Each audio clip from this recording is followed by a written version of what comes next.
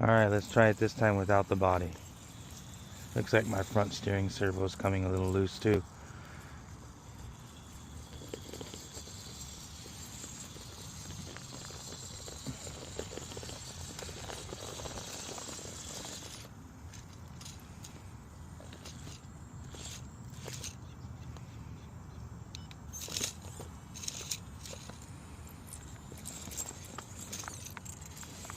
I saved it.